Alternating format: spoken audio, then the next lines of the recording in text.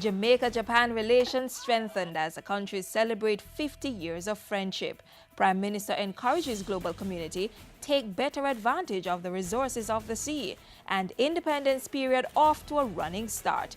I'm Simone Wolfe with Jamaica House Weekly. Prime Minister Portia Simpson Miller is back on the island following Sunday's brief visit to Trinidad and Tobago for bilateral talks with Japan's Prime Minister Shinzo Abe.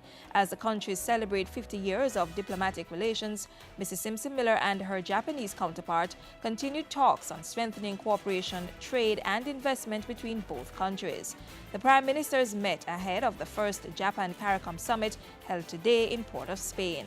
This year is also being observed as Japan-CARICOM Friendship Year, as well as the 20th anniversary of the first CARICOM-Japan consultations. Jamaica is being represented at the summit by Minister of Tourism and Entertainment, Dr. Wickham McNeil.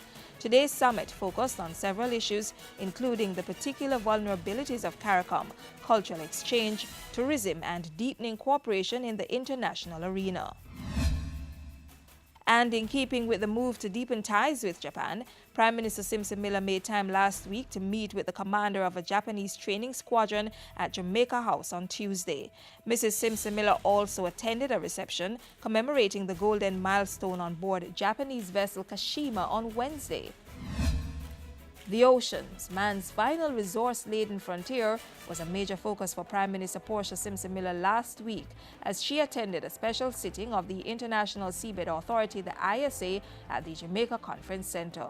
It is critical that the governance of the oceans and environmental protection be strengthened. Investing in training, especially cross-training and capacity building, that can open doors and create development opportunities, can make the authority a strong and unified voice in the wider universe of the policy of the seas. As the International Seabed Authority celebrates its 20th anniversary, Mrs. Simpson Miller urged the gathering to review and assess the contributions of the 1982 Law of the Seas Convention and the institutions which were established to govern the seas. She said the assessment would assist the world in facing existing and emerging challenges as countries aim for the sustainable use and development of the resources of the seas. He was teacher, trade unionist, insurance manager, member of parliament, senator, government minister, elder and lay pastor, and governor general. Indeed, along Sir Howard's journey from Cane Fields to King's House, he came to manifest the qualities of a man for all seasons. Prime Minister Portia Simpson Miller paying tribute to former Governor General Sir Howard Cook during a joint sitting of both houses of Parliament last Wednesday.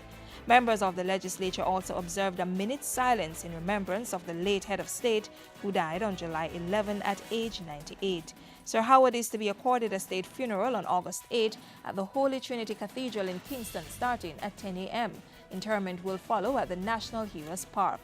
In his honor, condolence books have been opened from 10 a.m. to 4 p.m. at King's House, the Office of the Prime Minister in Montego Bay, Ministry of Foreign Affairs, Michael University College, People's National Party Headquarters, and the Hope United Church.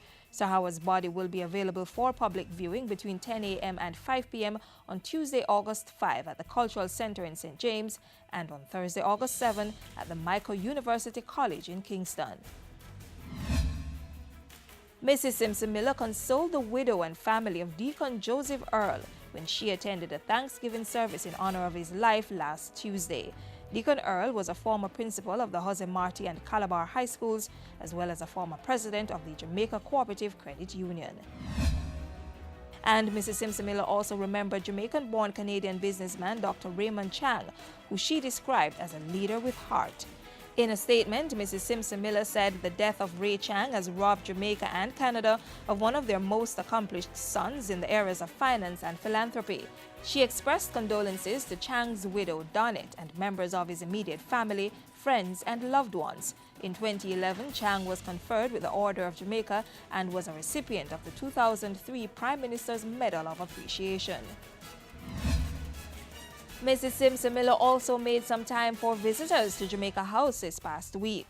On Thursday, the Prime Minister met with Robert Livingstone Morris, the High Commissioner Designate to Barbados, the Office of Utilities Regulations Albert Gordon, and Paula Madison of Africa Channel.